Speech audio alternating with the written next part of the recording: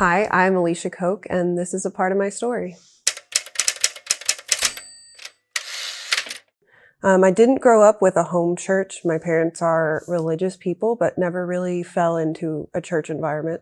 During my 6th grade year, I was lucky enough to meet a friend group that came to Christ Church every week. And it was really cool because they would all walk to church, so our parents didn't have to pick us up and take us. And it was kind of really fun to just be a part of a community. And after the first time that I visited Christ Church, I felt a pull to come back.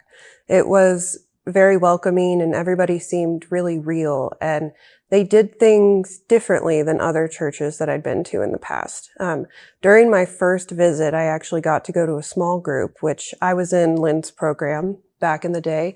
And Lynn did a lot of small groups and got pretty deep sometimes, which is something I wasn't really used to.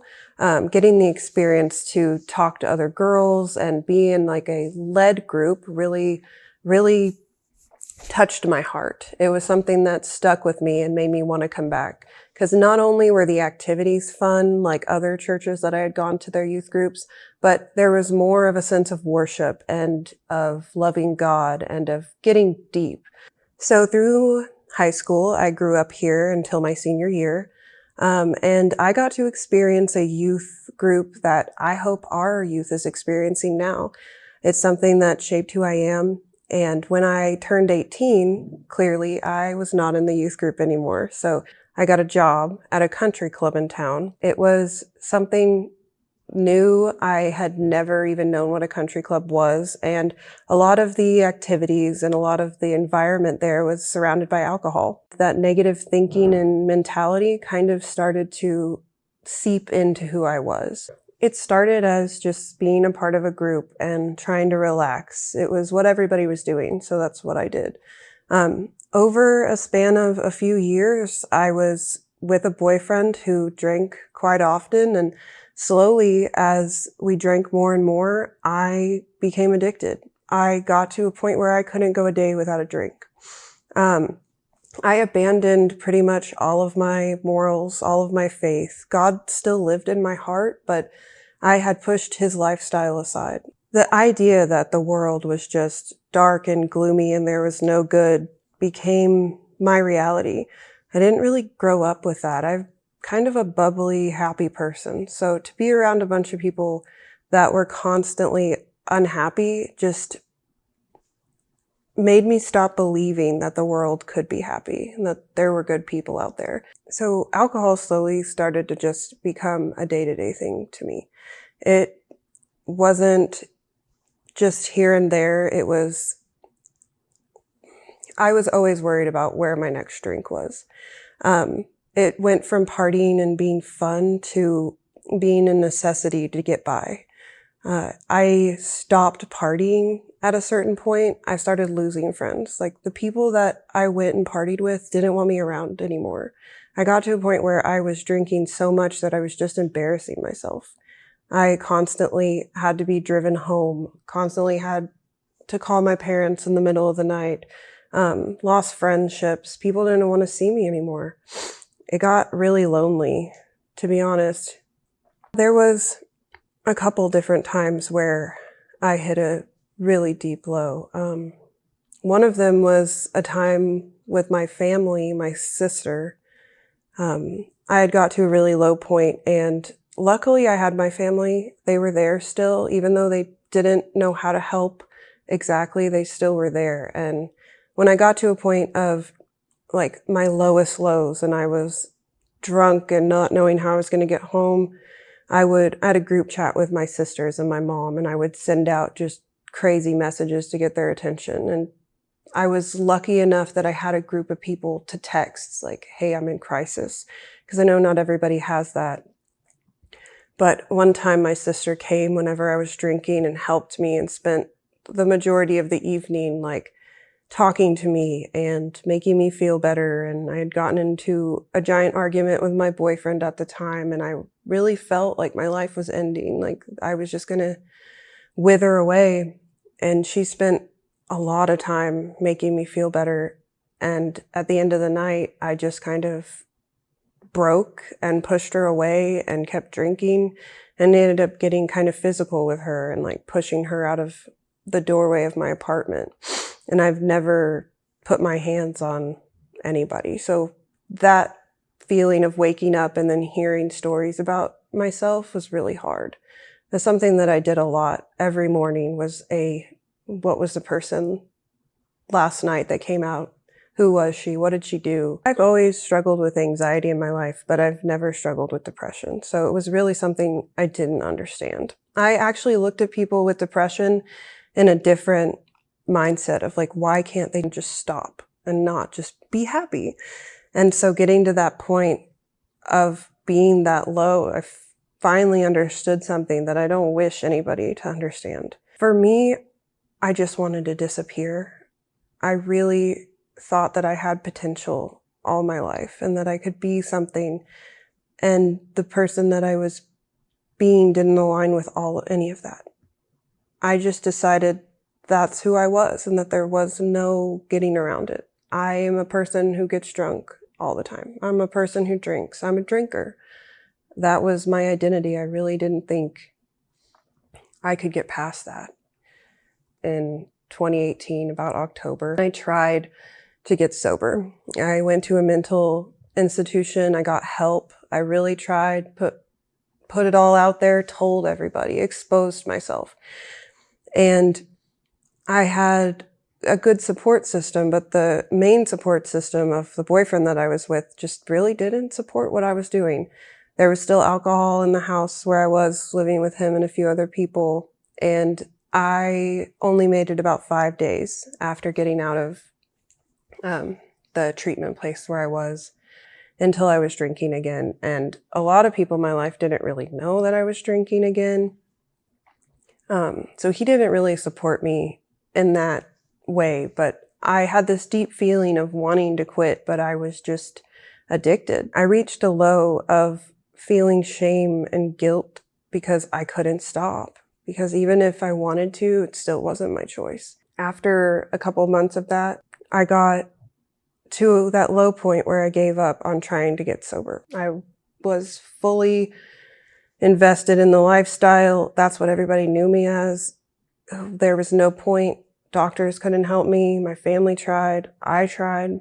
I'm not strong enough. I'm going to give up. And I decided that I didn't want to live anymore. It wasn't worth it.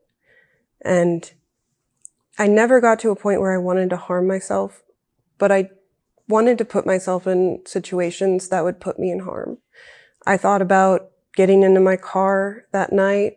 I had a plan. I was going to get in my car, drive as much as I could, keep putting gas into my tank until I didn't have any money left, and just keep going and going, see how far I could get before I ran out of money, and ended up starving, keep drinking. I don't know. It was really hard for me because the thought of losing my life was never something that I had ever thought about doing. So even getting to that point was hard. Knowing that I had reached that point was really hard. Something happened during the time between I came to and making my plan. I looked in the mirror to look at that person again before I left. And something was different. Looking in the mirror that night, felt like the world around me disappeared at some capacity. And the person that I was looking at in the mirror was beautiful. She was happy and bright. A person that I used to love. A person that all of my experiences and God's faith in me that I knew was in there, I could just see. God gave me a glimpse of the person that I was. And he spoke to me that night during that time, told me that I was right, that I don't want to live this life anymore, that I don't want to die. And he told me, if you just give me your life back to me, just give it back to me, I'll take it. The life that you don't want, the life that you're trying to run from, just give it back to me and I'll take it and things will be better. After that day, I decided that I wanted to try to get help. I started reaching out.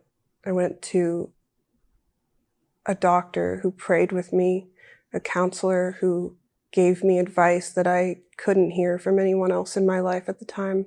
After I got sober,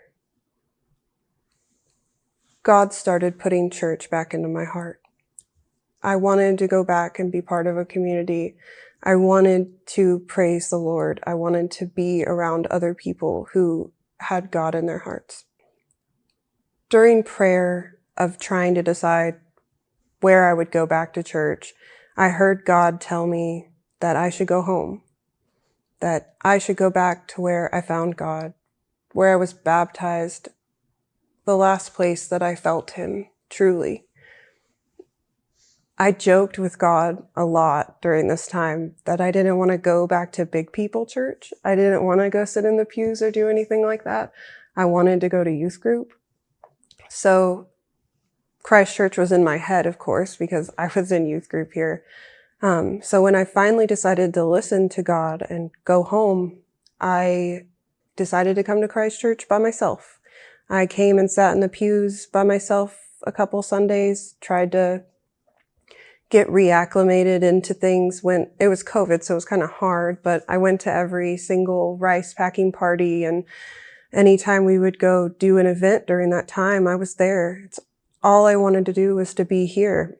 After a few months of being back at Christ Church, Pastor Bob actually approached me and asked me if I would want to help with the youth. He said that he remembered me from youth and that they needed somebody. And whenever I walked through the doors that first day, not even knowing it, they were talking about me. They were praying for me. And they asked me to come back and help with the youth group as a job. I had no idea that was a thing. I didn't know they were hiring.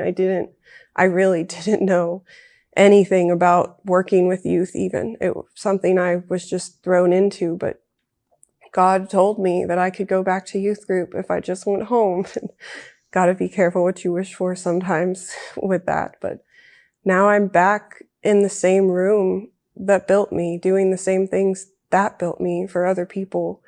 Every time that I'm in the youth room or even at church, it's this giant full circle connection for me, where I go from being built here to being broken to being put back together. Whenever I was away from God, God was still with me. And He sent me home. He knew that if I came here, that I would find a family.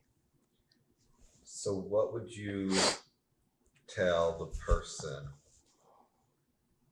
who feels alone, hopeless, in despair? What would you want them to know today? That God's there during those times. That you aren't thinking about God sometimes and He's still has His hand on you. Even in the dark, lonely times when you feel like you don't want to live your life anymore, God has a life for you that you don't even realize yet. God sees you as who you were and who you are and who you will be, and you're stuck in that middle. But you won't be stuck forever.